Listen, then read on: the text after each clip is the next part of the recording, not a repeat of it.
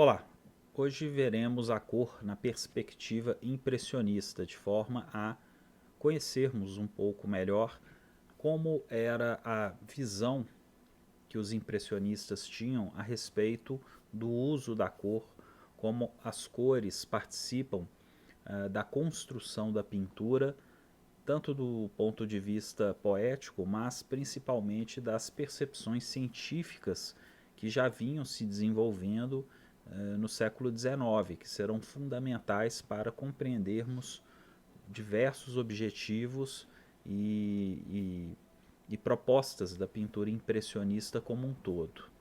O que vemos aqui é uma pintura de Camille Pissarro, né, ou Camille Pissarro, dependendo aí da pronúncia, Paisagem em Eragny, né, detalhe, de 1870. Nós percebemos num primeiro momento que a pintura impressionista ela é formada por pontos, ela é formada por pequenas partes de cores, né, pequenos pontos de cores que, quando olhamos de perto, vemos claramente essas cores distintas, né? E quando nos afastamos da pintura, nós percebemos toda a imagem se formando, né? Esse é um dos princípios, um dos fundamentos da pintura impressionista que vamos conhecer aqui e entender com mais propriedade nesse momento. Então eu aponto uma tradição científica da cor na arte como aqueles artistas que, em maior ou menor grau, pesquisam as manifestações da cor com suportes científicos através da química, física e fisiologia humana. Ou seja, tem movimentos artísticos, existem movimentos artísticos que claramente se baseiam em avanços científicos e procuram deixar isso claro nas suas obras, tanto no passado quanto nos dias de hoje. Existem artistas que se envolvem com novas tecnologias, equipamentos, eletrônica, não é? Enfim, luzes, e isso faz parte da linguagem que o artista utiliza, né? Não só o artista, mas também vemos na arquitetura, vemos no design de forma geral.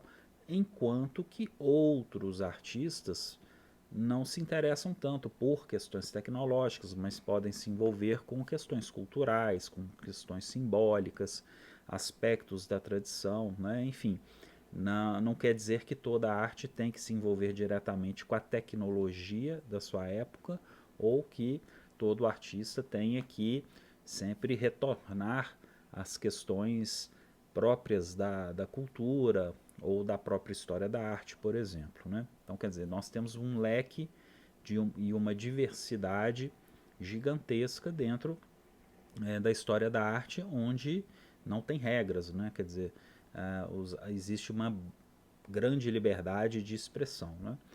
Entretanto, a ciência não isenta as obras artísticas da leitura poética ou metafísica, né? Ou seja, não é porque o artista está fazendo uma obra de caráter científico ou cientificista, seria melhor dizendo, né? Porque o artista, no caso do impressionista que veremos aqui, são artistas que estão atentos às teorias da cor, aos desenvolvimentos da ótica, à fisiologia humana, né? O olho, o sistema fisiológico que enxerga, que entende as cores, né?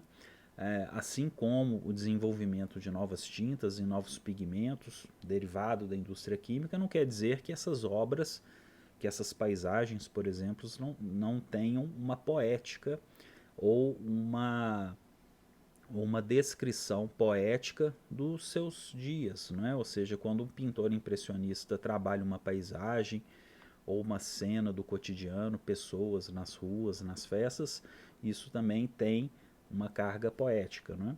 E mesmo que o impressionismo e o neoimpressionismo se valham de princípios científicos, a arte carrega em si uma poética jamais experimentada na arte ocidental.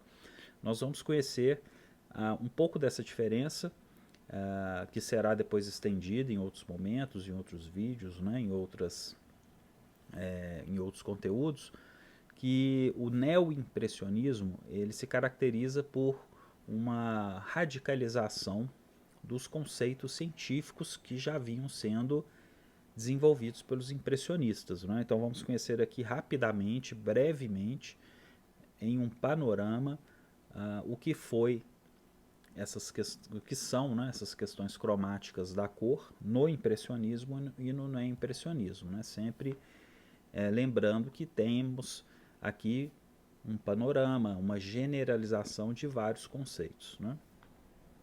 Nessa figura, nessa fotografia, vemos aqui o disco de Chevret, que foi exposto quando ocorreu uma exposição dos impressionistas no Centro Cultural Banco do Brasil, em São Paulo, né? Então foi muito bonita essa plotagem desse círculo cromático do Chevret, e vamos conhecer um pouquinho esse personagem aqui hoje também. Existe uma tradição dos artistas contemporâneos cientificistas, reafirmando a relação dinâmica entre as cores e outros aspectos, como a harmonia entre elas.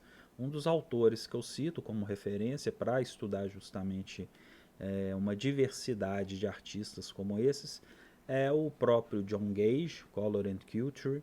Temos também o David Batchelor na sua obra Cromofobia, né? São alguns autores que citam essas tradições artísticas, né, que se ligam à ciência, se ligam à metafísica, retornam às tradições filosóficas do passado, né, inclusive. E Carlos Cruz Dias, o importante artista sul-americano, e os artistas cinéticos do século XX representam com clareza uma manifestação da arte contemporânea onde a cor tem evidente relação com a percepção fisiológica humana. Carlos Cruz Dias, ele tem trabalhos impressionantes onde aquelas relações de contraste simultâneo, né, que vimos com Joseph Albers também são fundamentais, tanto com obras de arte, peças gráficas como pintura, mas também nas instalações, onde o Carlos Cruz Dias trabalha a percepção da cor no espaço. Então começam a ter alguns limites entre a arte, entre a arquitetura, por exemplo, né? E o Cruz Dias trabalha com efeitos psicológicos e retinianos da cor, investigações do contraste simultâneo, relações entre cor e forma, cor e espaço. Ou seja, um artista contemporâneo ele pode retomar tranquilamente conceitos que já haviam sido explorados no século XIX, contrastes trabalhados ali pelos impressionistas, não é? Quer dizer, aquilo que foi feito no século XIX, explorado no século XIX, pode perfeitamente voltar aos dias de hoje, né, de uma forma poética, em um diálogo com o passado, né? Então fica bem clara essa relação. Okay. Bom, e o John Gage, como eu afirmei aqui, como um dos autores de referência para o estudo da cor no Color and Culture, ele é um autor importante porque ele pega o estudo da cor e leva para vários campos do conhecimento. Ele faz associações com a filosofia, com a história da arte, com a própria música, com a ciência. Então, todas as relações possíveis, ou quase todas, né? Não vamos dizer todas, mas o John Gage faz uma das obras mais completas em relação ao estudo da cor, principalmente no sentido cultural, nunca ficando preso a um determinado aspecto, como por exemplo a cor e a ciência, né, que seriam desses pontos que muitas pessoas se prendem, né, em sempre relacionar a cor a questões de ciência. Mas importante lembrar a cor no processo cultural, no avanço das artes, da arquitetura, do design, enfim, em vários pontos, em vários momentos.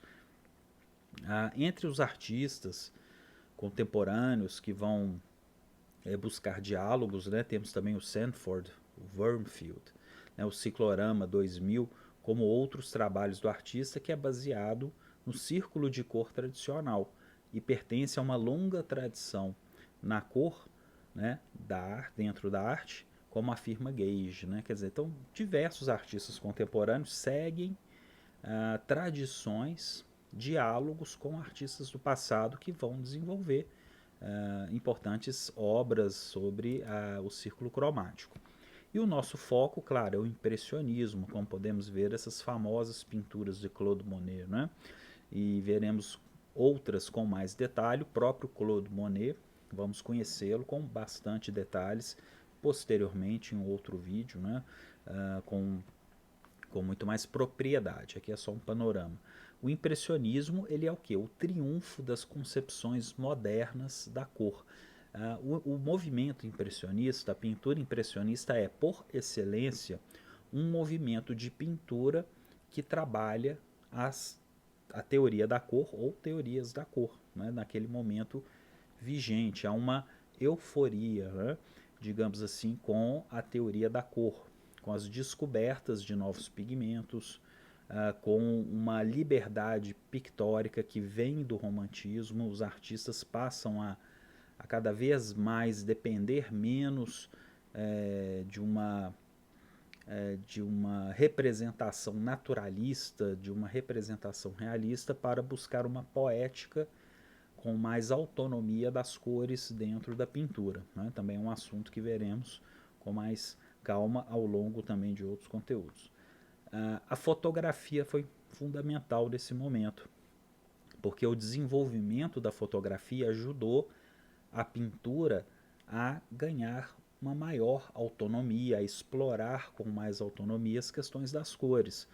E o que é a fotografia, né, gente? É uma tecnologia moderna e popular na documentação da realidade, impelindo os pintores a uma nova concepção estrutural e poética da pintura em si. Impele a própria autonomia da cor na pintura. Então, quando a fotografia ela é inventada, ela é desenvolvida no século XIX, principalmente ali, né, no caso aqui falando da França, a pintura ela deixa de ser protagonista em diversas funções que ela tinha no passado. Por exemplo, retratar pessoas, documentar as aparências, não é? E a fotografia acaba substituindo diversas funções e atribuições que eram classicamente atribuídas à pintura desde a antiguidade, né? Quer dizer, pintar o retrato de uma pessoa necessitava de um pintor, né, um profissional da pintura que pudesse então realizar essa documentação. E com o desenvolvimento da fotografia, a fotografia ocupa esses espaços, documentar uma paisagem, fazer registros, né? Então a pintura começa a, de certa forma, se repensar, né? Os artistas vão repensando as funções da pintura. Entre elas, a cor ganha destaque, né? Como que as cores, como que as formas vão se revigorando, como que as partes da pintura vão se reorganizando diante de novas possibilidades que agora, pelo desenvolvimento da fotografia, elas vão, né, adquirindo cada vez mais autonomia. E os limites clássicos do embate entre o desenho e a cor, o modelado e o contorno, ficam sim aparentemente superados. Porque, como vimos anteriormente, existe aquele debate entre o desenho e a cor, um debate filosófico, um debate acadêmico do que era mais importante, o desenho ou a cor, dentro de uma pintura, né? Então, quer dizer, o desenho sempre levou vantagem nas academias, porque o desenho representa a alma, né, a ideia, a essência, enquanto que as cores representavam o efêmero, o fugaz, não é, aquilo que se perdia, né, como se fosse o corpo, a matéria, não é? Então, né, em diversas tradições e crenças e religiões existe a ideia de alma e corpo. Então, a alma seria relacionada ao desenho, à essência, enquanto que o corpo está relacionado às cores, algo que se perde, né, com o tempo. Essa analogia também vai para a arquitetura, né? Quer dizer, o desenho arquitetônico contém a essência, né? Agora, a obra física em si seria o corpo, né? Algo que um dia vai entrar em ruínas, né? Por aí vai. Mas que o desenho, a concepção daquilo funciona em essência, né? Ela está num plano ideal, digamos assim, se pegarmos, por exemplo, a tradição platônica, né? Bom, as experiências e descobertas da ciência atraem os artistas para certezas e precisões das cores jamais presenciadas na história da arte. Naquela introdução sobre a cor no século XVII, nós vimos aquele processo que passa por Isaac Newton, passa por Galileu Galilei, o desenvolvimento de instrumentos ópticos, lentes, não é? Então isso aproxima cada vez mais os artistas de uma certeza, né, entre aspas, né, mas de uma medição mais precisa do que a cor, né? A cor vai ser medida, a cor começa a ser estudada a partir de instrumentos, né? A química também se desenvolve, novas cores vão sendo desenvolvidas, então o artista se vê cada vez mais ligado nos desenvolvimentos científicos para entender o que é a própria cor, né? Um dos seus instrumentos aí de trabalho. Mas lembrando, isso não vai eliminar aí a poesia, né? Mas nós vamos perceber, por exemplo, aqui nessas 31 pinturas de Claude Monet, ele faz uma série da Catedral de Rouen entre 1892 e 94, já no momento que o impressionismo estava consolidado, né, porque ele começa ali propriamente na década de 1870, mas com a primeira exposição em 1874.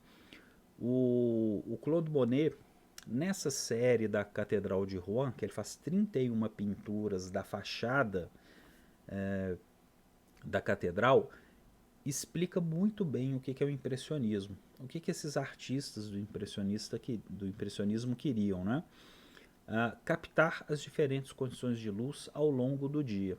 Então, se observarmos essa catedral, essa série de 31 pinturas, que aqui tem algumas, nós vamos observar que é a mesma cena trabalhada com cores diferentes. Então, qual que é a ideia aqui? É justamente captar a mesma fachada da Catedral Gótica em diversos momentos do dia. Por quê? Dependendo da luz, dependendo do horário, essas cores se manifestam de forma diferente no olho do pintor, e o pintor precisa rapidamente pintar o quadro, observando a catedral e colocar essa, digamos assim, impressão na tela, né, na pintura, porque daqui a pouco tempo aquela luz vai mudar e já não será mais possível captar ou pintar aquelas cores que ele está vendo ali no momento ou as cores que ele está projetando no momento. Então, a luz que acontece 6 horas da manhã é diferente das 8 horas da manhã, que é diferente do meio-dia, que é diferente do meio da tarde, que é diferente no poente, né? Então, a ideia da série de pinturas é justamente, ele não tem um interesse pela arquitetura em si, pelo simbolismo do gótico, mas pelo, pelo tratamento que a luz irá fazer na fachada, nas fachadas de pedra, né? Se fosse um pintor romântico, por exemplo, embebido nas questões medievalistas, goticistas, o pintor romântico estaria interessado em mostrar as qualidades, a história gótica, a cultura gótica, referente ao seu país, referente à sua história, não é? Mas não o caso de Monet. Né? No caso de Monet, a catedral gótica é como uma espécie de desculpa, né? Para que ele apresente as manifestações da cor na sua percepção de artista, né? Ou seja, ele está trabalhando um tema contemporâneo, uma pesquisa cromática, utilizando claro, um cenário belíssimo, né, um edifício belíssimo, um objeto belíssimo, que é uma catedral gótica, mas não no sentido de evidenciar, de expor a catedral gótica por si só, mas justamente a cor, as cores que elas refletem ao longo dos dias. E podemos observar que essas pinturas, muitas vezes, elas parecem que sofreram até um filtro de um editor de imagens contemporâneo, né? Cores estouradas, uso de cores complementares que vão evidenciar o jogo de luz e sombra, né? Nós vamos perceber que os pintores impressionistas eles não utilizam a cor preta, né? O pintor impressionista tradicional, ortodoxo, ele não usa o preto, porque o preto dentro ali dessas pesquisas científicas, o preto ele não é uma cor, né? Ele é a ausência das cores. Então, nesse caso, é muito comum ver que os impressionistas utilizam misturas de cores muito próximas ao preto. Então, por exemplo, um azul violeta com mais vermelho, né? Ou um pouco sujo com uma outra cor, para chegar próximo ao preto. Mas dificilmente nós vamos encontrar a cor preta na paleta de um impressionista, né? Os impressionistas buscam gerar as cores dentro do círculo cromático. O preto será retomado posteriormente com os pintores pós-impressionistas, especialmente. Então, já na geração de Van Gogh, de Gauguin, de Cézanne, Toulouse-Lautrec, o preto já retoma com força total, porque o sentido simbólico, as linhas de contorno vão fazer parte da poética pós-impressionista, principalmente entrando num momento sim, chamado de simbolismo. Né? Mas isso é um assunto para ser debatido posteriormente, né? Porque ele é complexo. Então vamos lá. O sistema de cores primárias e complementares se consolida como a visão principal das cores na arte. Esse círculo cromático que estamos estudando, né, que costumamos estudar nas aulas, ele entra definitivamente para, inclusive, a forma de ensino nas academias, tanto nas academias oficiais, nas academias de elite, quanto nos círculos independentes. O preto é rejeitado como cor e não aparece na paleta de impressionista de cores ortodoxa. Né? Representar uma realidade vista pelo próprio artista, estando ele presente e tal e qual ela se apresenta à vista. Por isso que o impressionismo ele é tipicamente um estilo, um movimento de pintura de pintura ao ar livre, plein air, né, como se diz. Porque o impressionista ele precisa estar naquele local, captando aquela luz naquele momento, ele precisa pintar rápido. Então, por isso que as pinceladas dos impressionistas são marcadas, não é? Ela tem um vigor, um impressionista não vai ficar se detendo ao desenho minucioso, ele já tem uma capacidade de pintar diretamente sobre a tela. Né? Quer dizer, então isso é fundamental para entendermos. Porque porque depois de um pouco tempo, aquela luz vai mudar, a situação da pintura vai mudar completamente. Né? Então o impressionista precisa resolver a sua, a sua cor, a sua pintura em pouco tempo. Né? Então por isso que é chamado de pintura plein air, né? Ao ar livre. Bom, e a pintura, como ser uma pintura ao ar livre, que precisa, em grande parte, ser realizada ao ar livre, pintada ao vivo, né? É claro que existem pinturas impressionistas que eram feitas em estúdio, em ateliê, mas, de forma geral, a ideia impressionista é estar no campo, é estar também na cidade, nas ruas, a pintura observando a paisagem. Tem um interesse temático pela realidade direta, pelo cotidiano. Então, por isso que alguns pintores, como Monet, irão pintar paisagens, campos, jardins. Outros pintores, como Renoir, se interessam pelas pessoas, pelos movimentos dos bares, dos cafés, o movimento nas ruas. Não é? Enfim, nós veremos que o impressionismo tem uma série de pintores que têm, em maior ou menor grau, esse interesse pela vida cotidiana, nem tanto por manifestações críticas do contexto urbano ou do contexto social. Né? Isso aí é uma característica dos pintores realistas, em ter uma crítica social associada aos seus temas pictóricos. Né? Tanto que os impressionistas, em alguns momentos, eram chamados de alienados, né? Porque eles não se interessavam por crítica social, por política, né? Enfim, os impressionistas se interessam por esses efeitos e por essa dinâmica da vida moderna, né? Vale lembrar que é a Paris de Haussmann nesse período, né? A nova Paris reformada, que havia sido demolida, e os novos bulevares também apresentam um novo mundo de propostas urbanísticas, tecnológicas, né? Que também agradou uma boa parte desses pintores impressionistas. Então, com tudo isso, as pinceladas rápidas, cores robustas, representação da dinâmica da luz, junto com todas essas questões do mundo moderno, da Belle Époque, né? É um período de paz que a França ela vai viver um período de paz após a guerra prussiana, franco-prussiana. É um momento de euforia. é o momento da Belle Époque, as máquinas a vapor, né? Então tudo isso vai contribuir para um novo encantamento, a luz elétrica, a Torre Eiffel que vai ser construída ali, as exposições universais, é um novo mundo das estruturas metálicas, né? Quer dizer, novas possibilidades estão chegando, né? Além disso, as novas cores, né? Formas e cores sugeridas a partir de leis de vibração e contraste entre si, né? Então é o que nós vamos conhecer a respeito dessa intensa exploração das cores complementares. As pinturas impressionistas, elas vibram, né? Elas têm sempre uma relação de cor que não deixa o nosso olho estático, né? Mesmo sendo cores análogas, há uma relação profunda no uso dessas cores, né? Numa busca em apresentar ao espectador um domínio do artista em relação ao círculo cromático.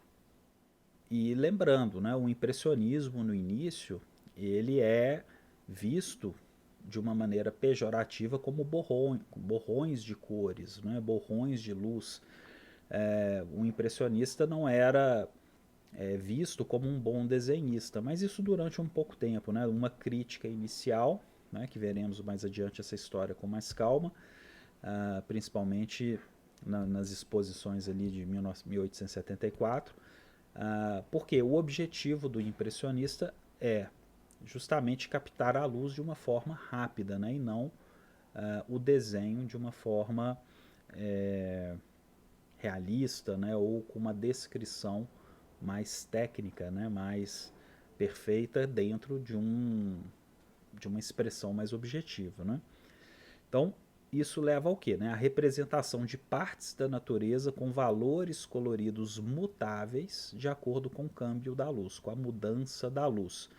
O desenho ele tem uma característica de descrever as características reais de um determinado objeto. Né? Uma planta, por exemplo, uma árvore.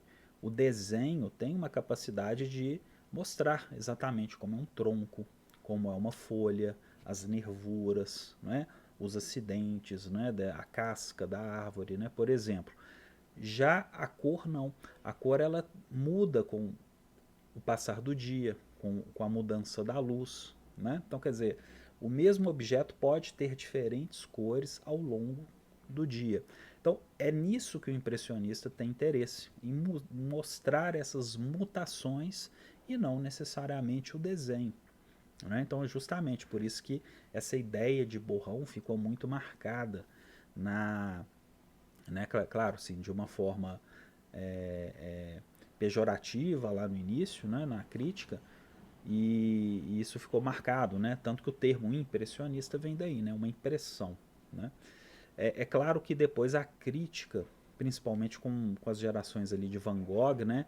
A crítica irá sofrer muito porque vários críticos que se opuseram ou que criticaram pejorativamente esses movimentos da arte moderna, até lá no Fauvismo, no século XX, no cubismo, esses críticos irão, digamos assim, né, queimar a língua, né? Eles vão fazer uma crítica e depois esses artistas serão bem-sucedidos, eles irão mudar a história da arte. Né? Então, quer dizer, a crítica de arte sofreu um trauma por ter criticado uma geração de artistas que depois se impôs, né, como os artistas de vanguarda. Né? Então, a crítica, desde então, ela é dito, né, que a crítica tem certos receios em criticar ou detonar alguma coisa justamente por causa disso, né, porque aquilo pode virar. Né? Os aspectos dinâmicos da realidade, evoluções rápidas da aparência, representada por cores luminosas. Então o impressionismo entra no campo, no campo da cor e se afasta do desenho. Não é? Se compararmos, por exemplo, com o movimento neoclássico, o movimento neoclássico é um movimento de desenho, né, onde a cor acompanha o desenho. O impressionismo não. O impressionismo já é um movimento que a cor é a protagonista. Né? Obviamente, um pintor impressionista tem que saber desenhar, lógico, né? Mas o protagonismo, o foco central do impressionista está na cor. E, estando na cor, qual seria aí um dos principais estudos que um impressionista coloca na sua pintura? A mistura ótica, né? Por exemplo, ele quer fazer um verde, mas ele não vai necessariamente pegar um verde, né? Ele pode fazer isso, claro, né? Mas ele pode produzir os seus verdes a partir da colocação de pontinhos amarelos, pontinhos azuis, que de longe enxergaremos como verde. Daqui a pouco eu mostro alguns exemplos práticos disso.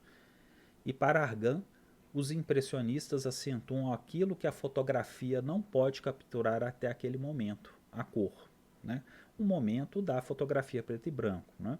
Então os impressionistas também se valem dessa questão técnica, né, que a fotografia não podia alcançar naquele momento. Então o impressionismo também ele é fruto da Revolução Industrial.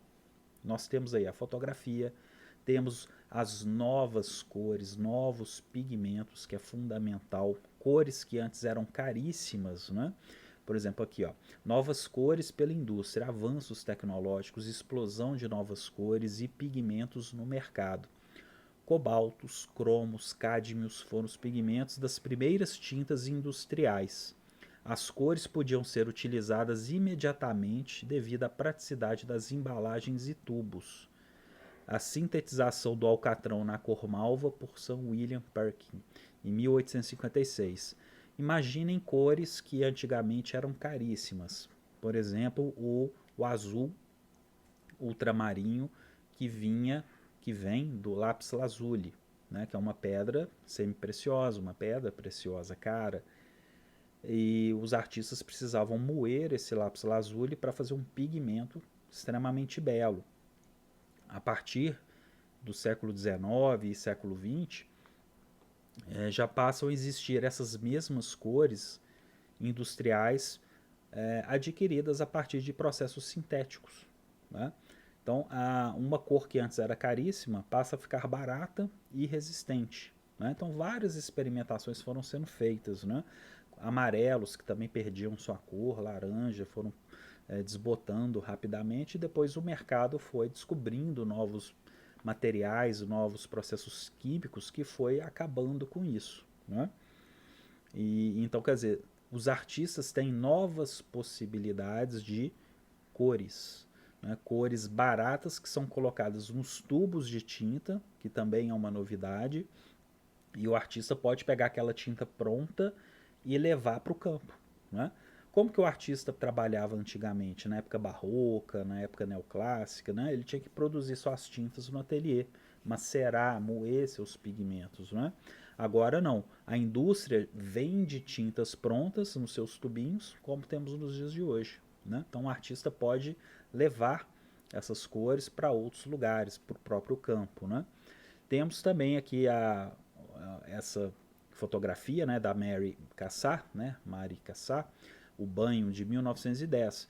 Um ponto importante também no impressionismo é a presença já de mulheres pintoras, né, que veremos isso também com mais detalhe posteriormente, ampliando um círculo que era tradicionalmente dominado mais pelas presenças masculinas, né, pelos homens, por causa das tradições acadêmicas, né? As academias de arte, desde o Renascimento, eram frequentadas exclusivamente por homens. Então, quer dizer, a partir dessas transformações do mundo moderno, né, são vários elementos, as mulheres começam também a participar dos círculos de pintores e das vanguardas, tanto que no século XX, vários movimentos artísticos já terão aí a presença de mulheres, né?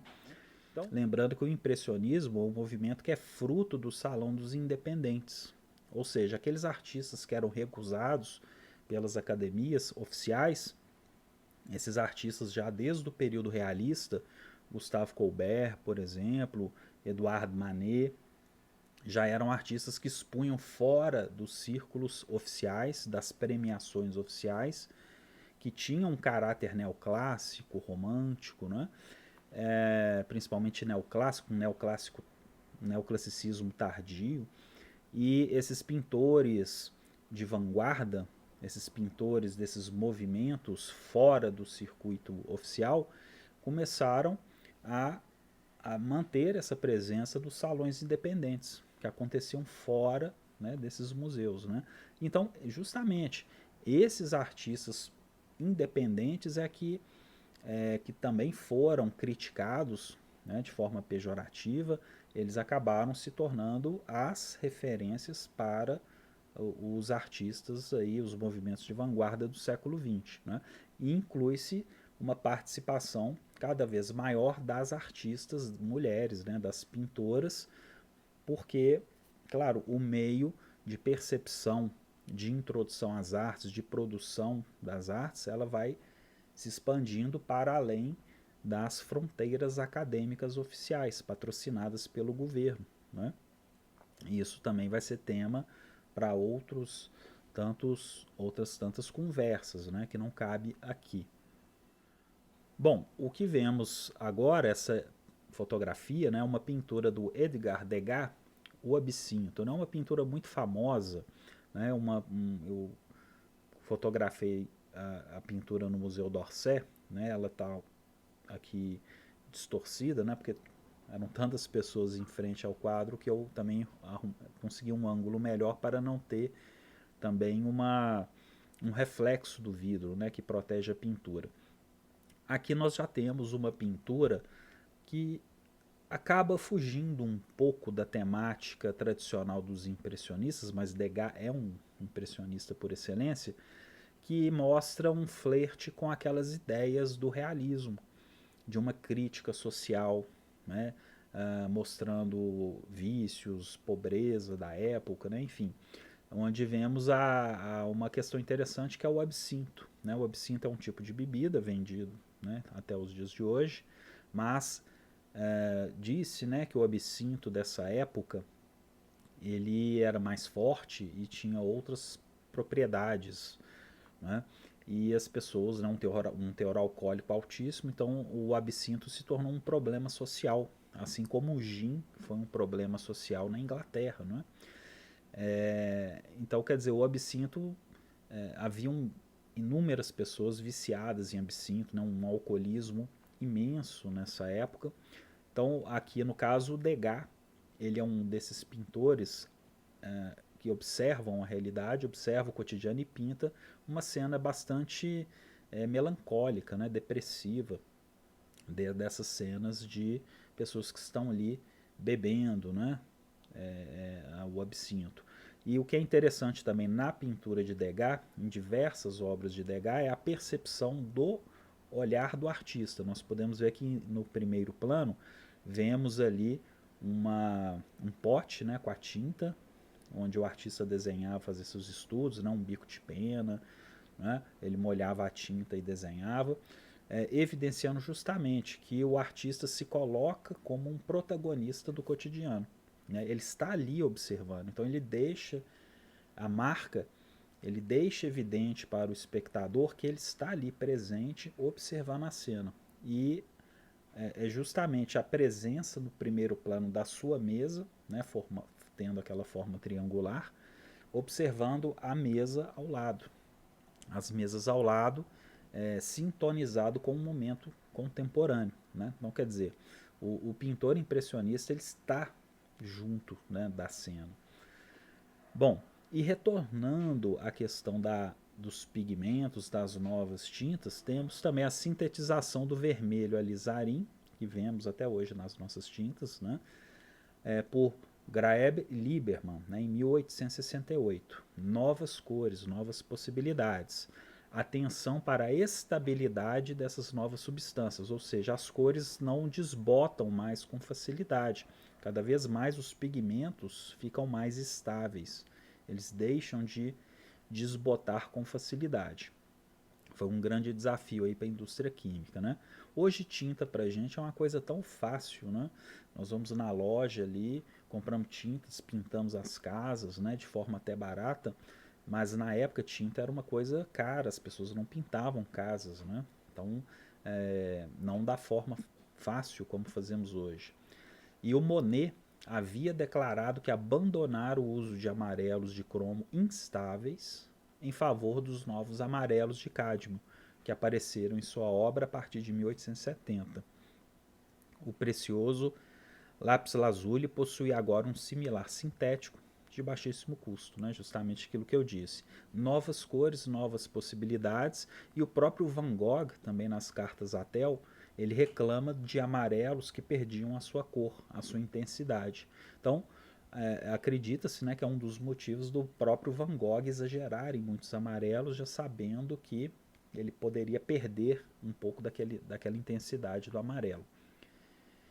E vale lembrar, claro, né, uma das figuras fundamentais para o impressionismo, que é Eugène Chevret, né, esse velhinho simpático aqui. O Chevret, responsável por uma das grandes explicações teóricas e também práticas dentro da indústria química e dos têxteis, que é o contraste simultâneo. Justamente aquele exercício e aquelas propostas que o Joseph Albers, né, ficou tão famoso e conhecido na interação da cor, né, os exercícios de contraste simultâneo, aquelas composições complexas. Né? E Eugène Chevret, em 1804, inicia sua carreira de químico em uma fábrica dirigida pelo grande químico Vauquelin. Em 1824, já professor de química, torna-se diretor da seção de tintas da fábrica de manufatura dos gobelins. Gobelins são aquelas tapeçarias famosas, né, francesas, medievais, né, imensas, né? E iniciou seus estudos sobre a sua obra da lei do contraste simultâneo das cores. Aquela coisa, né, uma cor vira duas, aqueles exercícios que o Joseph Albers deixou ali imortalizado. Né? Constatou que duas cores complementares, na vizinhança uma da outra, se realçam simultaneamente. Né? Justamente aquela lei que estudamos tanto com propriedade. Chevreul aponta que, quando se observam ao mesmo tempo dois objetos coloridos, eles não parecerão ter a cor que lhes é própria, ou seja, aquela que apresentariam se vistos isoladamente.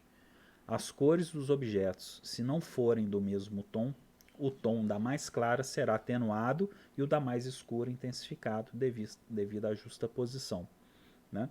Então, novamente, aquela uma cor vira duas cores viram uma. Né? Então, pegar lá as explicações do Joseph Albers, para quem ainda não conhece.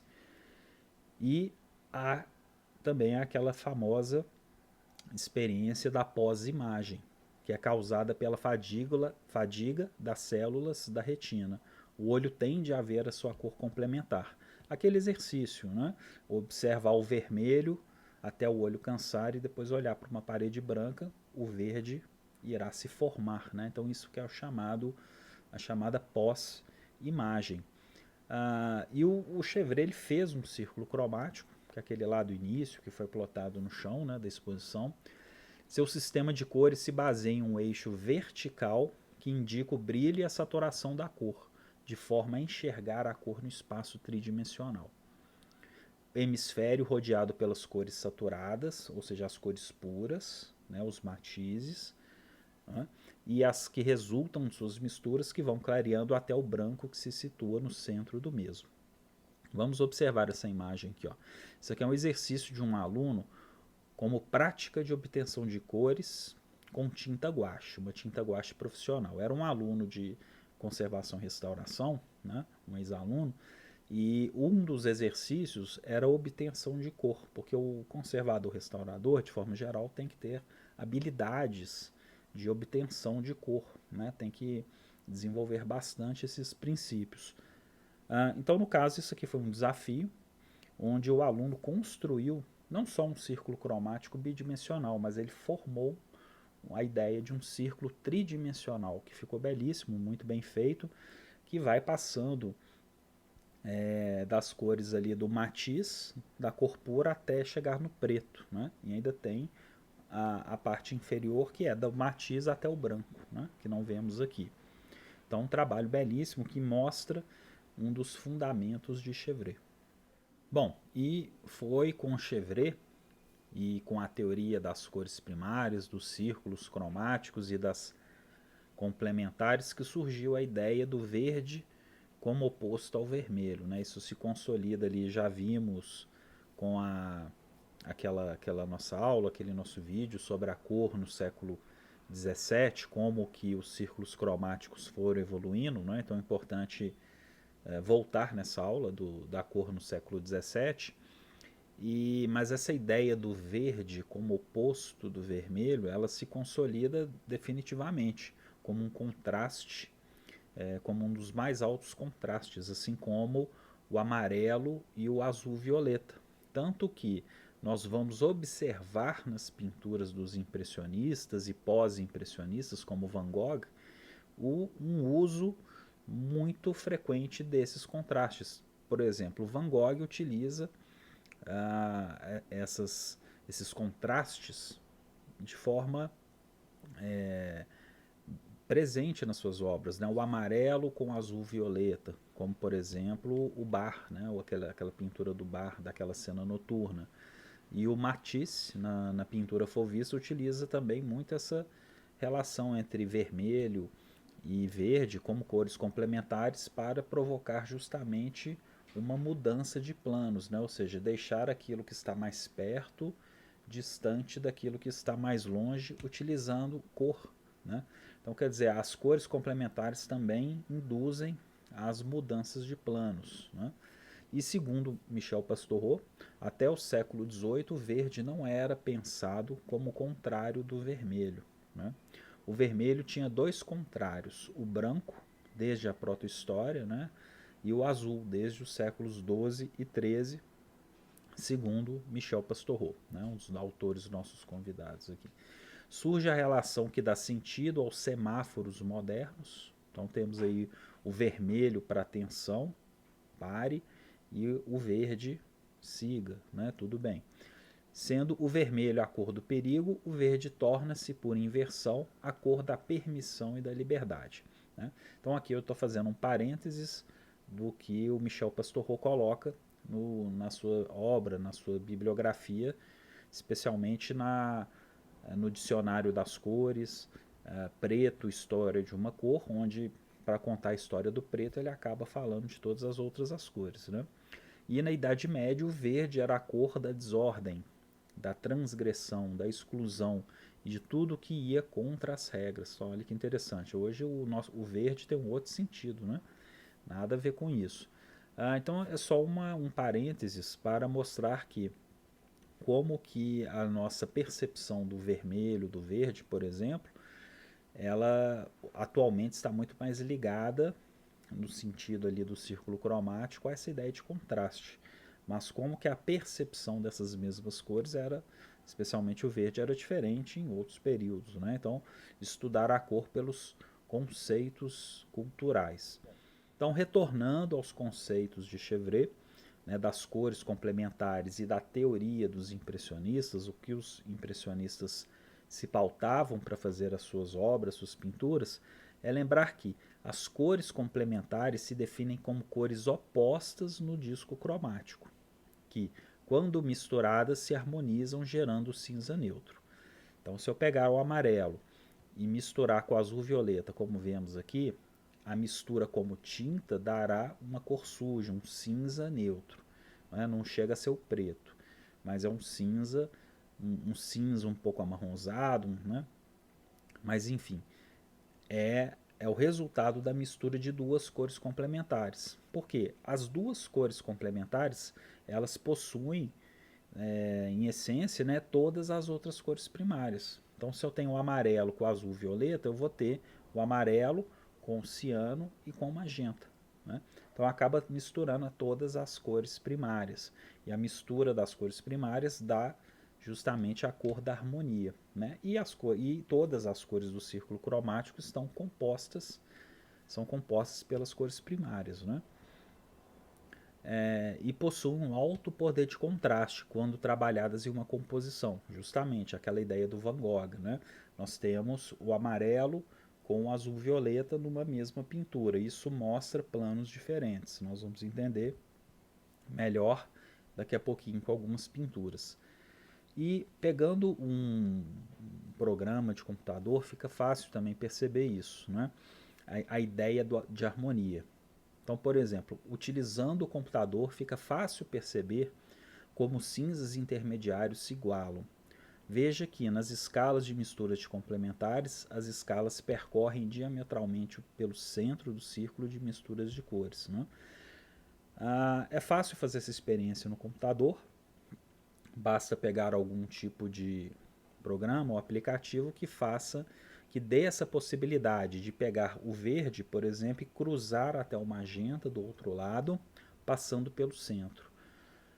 O computador já vai simular essas cores e vamos ver que passa por um centro que é um cinza neutro, justamente esse que está demonstrado ali, aqui na imagem, né?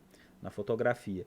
E se eu girar o círculo por qualquer lado, né, do amarelo ao azul violeta, do laranja ou vermelho até o ciano, ou do magenta até o verde, nós vamos encontrar exatamente essa tonalidade cinza que será conhecida aí pelo design do século XX, pela Bauhaus, né, pelo Kandinsky, pelo Von Zitten, por exemplo, como uma cor de harmonia, um cinza neutro. Né? Então, o que é harmonia? Quando falamos de harmonia nas cores, esse termo ele ficou, de certa forma, estabelecido, né, como a harmonia cromática ela não significa uma avaliação subjetiva de composições e combinações que variam de acordo com o gosto pessoal de cada indivíduo, se é agradável aos olhos ou não, tá?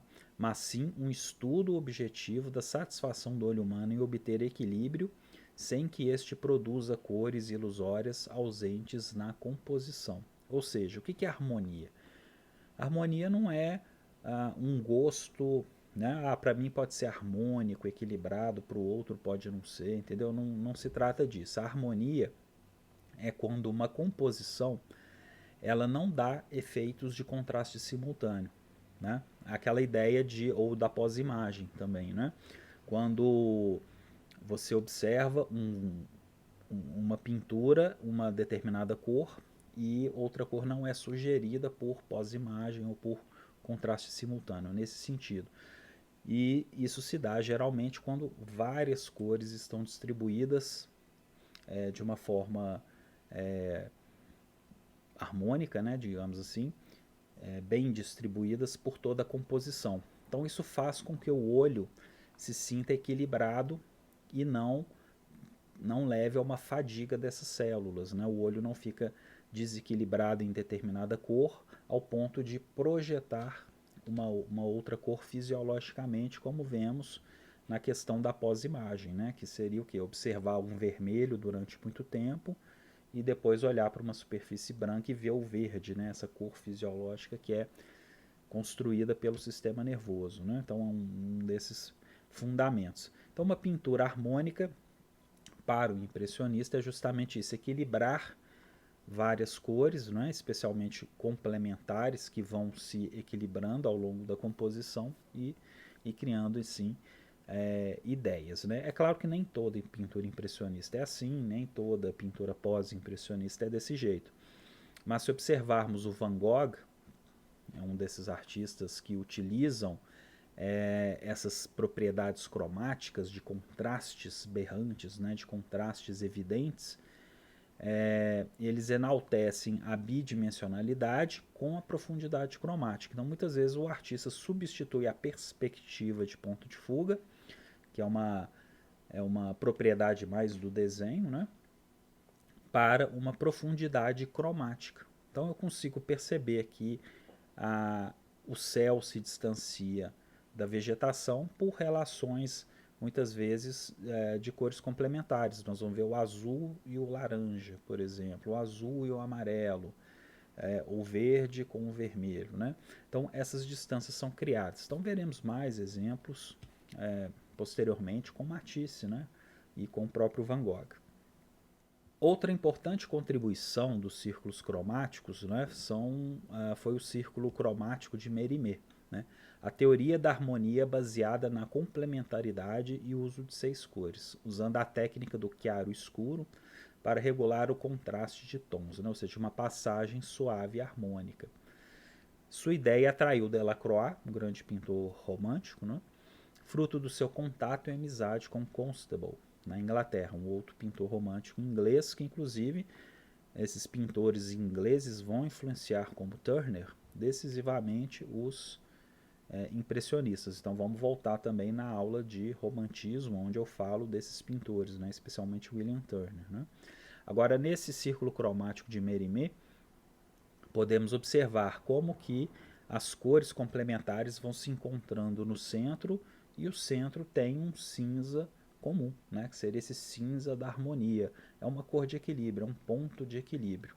Então, o nosso organismo, segundo essas investigações, o nosso organismo tende a equilibrar essas cores complementares subjetivamente dentro da nossa percepção, e ao equilibrar cores extremamente contrastantes tendem a levar a essa harmonia. Então por isso que a pintura impressionista é uma pintura que geralmente busca um equilíbrio tonal, mesmo que trabalhe com contrastes violentos, porque subjetivamente, fisiologicamente, o nosso organismo tenderia a buscar uma harmonia visual. Então a pintura impressionista costuma não cansar os nossos olhos. Né? Então é muito comum que a pintura impressionista seja associada a uma ideia de paz. Né? São pinturas, digamos, harmônicas, né? São pinturas que transmitem uma sensação de tranquilidade muitas vezes, né? Justamente por tons leves, temas leves, né? Não são temas críticos, né? Não tem temas trágicos. Então é nesse sentido que a pintura impressionista ela é conhecida não só pela temática mais leve, né, do cotidiano, das coisas, dos cenários aí cotidianos, mas também por escolher uma paleta de cores que tenderia, segundo a esses princípios, a uma harmonia e a um descanso do sistema visual, mesmo que usando cores fortes. Tá? Vemos aqui o George Field, né, o diagramas que ilustram a proporção harmônica das cores na luz e pigmentos. Dinamismo, quente e frio, essa relação de cores quentes e frias, ela se acentua nesse período, né, de associarmos as temperaturas. Né? Os valores entre o branco e o preto também vão ser explorados nos círculos cromáticos, inclusive nos tridimensionais, como vamos encontrar no Chevret, vamos encontrar no Munsell, né? E descrição das cores primárias, secundárias e terciárias. Isso começa a fazer parte da formação artística que irá para o design, irá para a arquitetura, para todas as áreas. Né? Então, basicamente, nos dias de hoje, é praticamente impossível estudarmos as cores no seu sentido técnico sem não passando por isso. Né? Todo mundo vai estudar cores primárias, secundárias, terciárias. Né? Então, quer dizer, isso se consolida justamente nessa época. E como vimos também no século XVII, no desenvolvimento da gravura, e especialmente no século XVIII e XIX, a ideia da composição da imagem por matrizes. Né?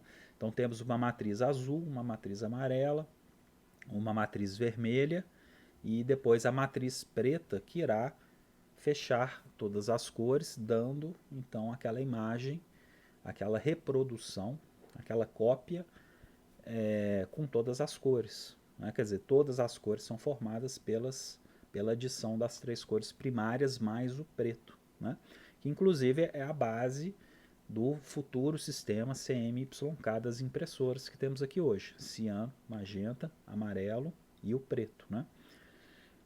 E quais eram realmente os pigmentos das cores primárias para serem fabricados pela indústria? Precisa ter uma normatização, uma padronização, que cada vez mais irá ser universalizada. Chegaremos até, por exemplo, às escalas Pantone, né? Que são universalmente conhecidas, e cada cor, cada tonalidade tem o seu número específico. Né?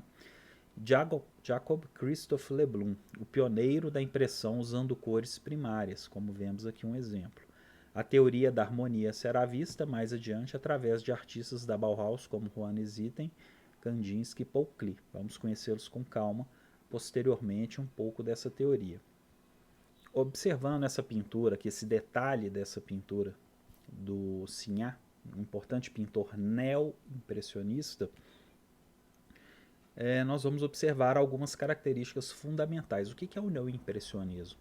É um movimento, um estilo, né, que será mais radical que o impressionismo. Eles vão pegar essas teorias da cor e levar a um ponto extremamente cientificista, né, que se caracteriza basicamente por isso, né, uma divisão mais radical que o impressionismo dos tons em seus componentes, isto é, em várias pequenas manchas de cores puras reunidas entre si, de modo a recompor, na visão do observador, a unidade do tom, luz-cor, sem as inevitáveis impurezas do empaste que anula e confunde as cores. Então, o neoimpressionista ele tende a colocar as cores mais puras possíveis na tela e deixar que as cores se misturem oticamente.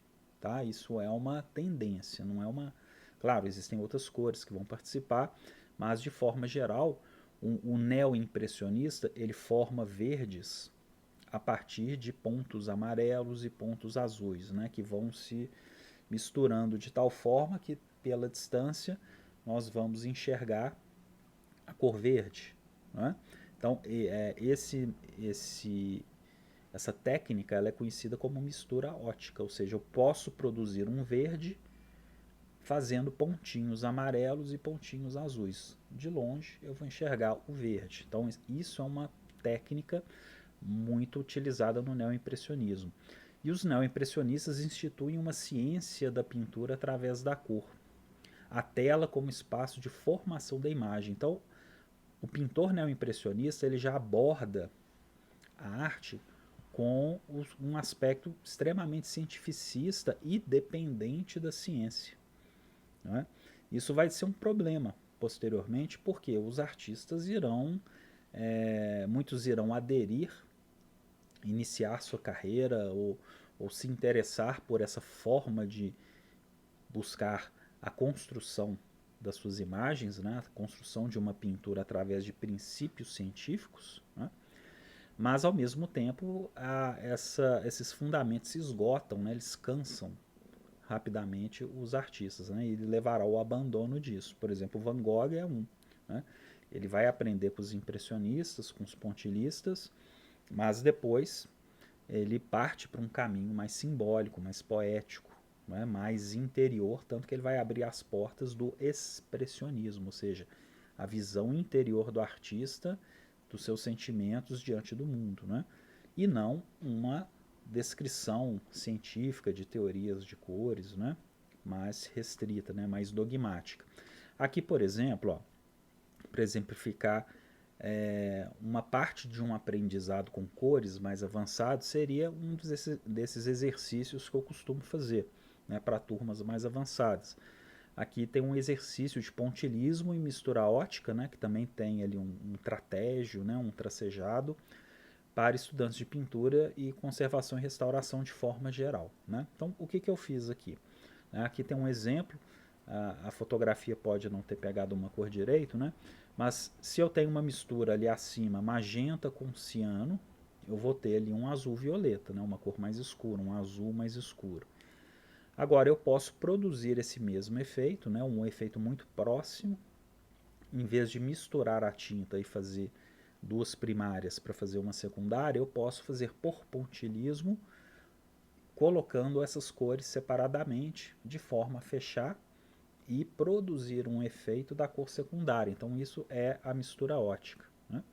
Da mesma forma ali, o ciano com amarelo, eu faço um verde como tinta, misturo as cores e faço a tinta verde, ou eu faço um trapézio, um tracejado com pontilismos, ou pontilismos, né? De forma a obter um verde de mistura ótica. Né? Quer dizer, de longe eu vou observar o verde. Né? E o mesmo abaixo. Né? O amarelo com magenta produz um vermelho como tinta, mas eu posso fazer pontinhos amarelos e pontinhos magenta. De longe eu vou enxergar o vermelho. Isso é uma técnica de pintura. Né? Então todo pintor, todo estudante de pintura, de design, precisa dominar essas técnicas. Né? E também é uma técnica muito utilizada na conservação e restauração de obras de arte. Né? Então fica a critério do restaurador escolher o momento de usar esse tipo de técnica, não é? Mas o pintor, o artista, de forma geral, ele precisa entender esses princípios, não é? E se observarmos, por exemplo, mais pinturas de Signac, de Serrat, né, dos neo-impressionistas, assim chamados pintores pontilhistas, quando observamos de perto essas pinturas, vemos justamente esses detalhes que vemos aqui, ó, os pontinhos separados, né, a marca do pincel, né, e de longe nós temos um efeito mais enevoado, né, um efeito mais diluído dessas técnicas. E o Serrat, né, então dois pintores importantes desse período, o Serrat e o Signac. O Serrat foi o primeiro pintor a invocar princípios óticos como suporte para suas obras, pontilhismo ou divisionismo, né?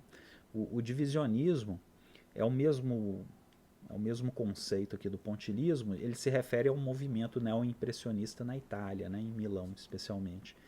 A pincelada trabalhada através de pontos partia do princípio da mistura ótica, né? Então, justamente, como que o contraste entre as cores vai dar esse efeito.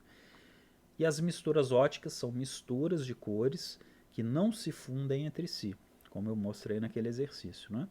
Ou seja, duas cores distintas, separadas, que não tenham seus pigmentos misturados, são combinadas para gerar uma terceira cor, né? As cores ainda podem ser opacas ou transparentes, veladuras, né? O que é a veladura? Uma característica da aquarela, né? Também. Eu faço uma camada transparente, espero secar, depois passo uma outra camada transparente do outro tom, né? E eu vou obter uma terceira ali na interseção. E Goethe distingue as veladuras como uma mistura mais espiritual que as misturas mecânicas, ou seja, as misturas dos pigmentos, né? O Leonardo da Vinci ficou muito conhecido por isso, né? Porque ele fazia as pinturas em veladuras, em camadas transparentes. Ele esperava uma camada secar, depois dava uma outra camada, então ele ia trabalhando as sutilezas de transparências, de veladuras. Então, a Mona Lisa, por exemplo, é uma pintura que levou vários anos para ser terminada por causa disso. E Serrat, fundamentar sua arte em um sistema incontestável. Esse é um dos princípios do pontilhismo, do neoimpressionismo, em vincular a produção artística a um sistema inquestionável, incontestável, baseado numa teoria científica, né?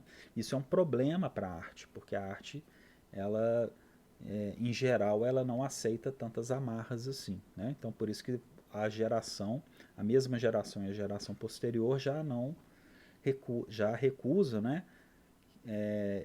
Que fique presa, né, a determinadas teorias, né? A arte vai buscar um novo respiro após isso. Os neoimpressionistas, né, no caso de Serrat, se deparou com Eugène Chevret no artigo de 1839, né, da lei dos contrastes simultâneos, como eu mostrei ali anteriormente, e mais adiante com outro estudo posterior do mesmo autor, das cores e sua aplicação na indústria, nas artes e na indústria dos círculos e os círculos cromáticos, né, de 1864. Teremos outros sistemas de cores, né, como por exemplo do Eugen Nicola Roth, né, o Modern Chromatics, publicado em 1879, que já são círculos tridimensionais, que já começam a ser aplicados na indústria, né, que tem, claro, uma base aí nas investigações sobre cores complementares e leióticas. E, finalmente, para terminar, Paul Signac, né, em 1884, procurou Serrat após ver a pintura As Banhistas. Vamos conhecer todas essas pinturas, né, essas mais famosas, numa aula dedicada ao neoimpressionismo, né? É muita informação. Quando descobriram seu interesse comum pela teoria da cor e pela ótica. Começaram a trabalhar juntos na teoria do divisionismo, auxiliados pelas publicações do próprio Eugen Roode e de Chevret, né? Então, quer dizer, químicos, cientistas, tudo isso vai influenciar essa série de pintores a construir a imagem através de fundamentos científicos, né, cientificistas. Ok? Então, isso é um breve panorama da percepção, da perspectiva impressionista em relação às cores. E outros outras explicações serão dadas em outros momentos, né, com mais profundidade em um determinado artista, em uma determinada época. Então eu fico por aqui e até a próxima.